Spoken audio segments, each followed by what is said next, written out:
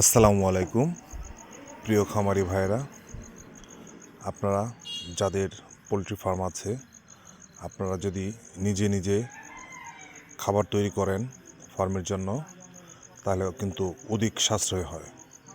বাজার থেকে একটি বস্তা কিনতে গেলে খাবারের 50 কেজির 3200 থেকে 3250 টাকা নেয়। আর সেই মানের একই কোয়ালিটির খাবার তৈরি আপনি যদি করেন, তাহলে আপনার নিজের খরচ পড়বে 2000 থেকে 2200 টাকা। এদিক দিয়ে প্রায় 1000-1200 টাকা সাশ্রয় হচ্ছে। এতে কিন্তু খামারের অধিক লাভের সম্ভাবনা থাকে।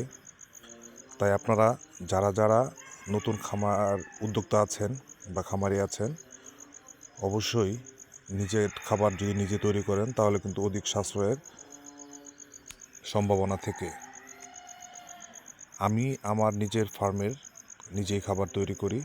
প্রথম দিকে আমি বাজারের খাবার কিনতাম এবং সেটা আমার কাছে অনেক ব্যয়বহুল মনে হতো।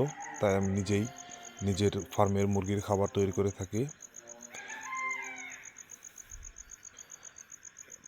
খাবার তৈরির যে উপকরণগুলো আছে, সেগুলো কিন্তু বাজারে পোলট্রির দোকানগুলোতেই পাওয়া যায় এবং দামও তেমন বেশি নয়, খুব সহজলভ্যে পাওয়া যায়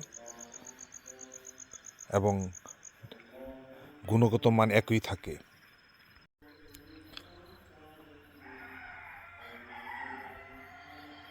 আপনারা দেখতে পাচ্ছেন খাবার বের হচ্ছে এবং যে মেডিসিনগুলো দেওয়া লাগে সেগুলো আমি মিক্সড করে নিয়েছি নিজেই। খুব সহজ, যে কেউ এটা করতে পারে ইচ্ছা করলেই।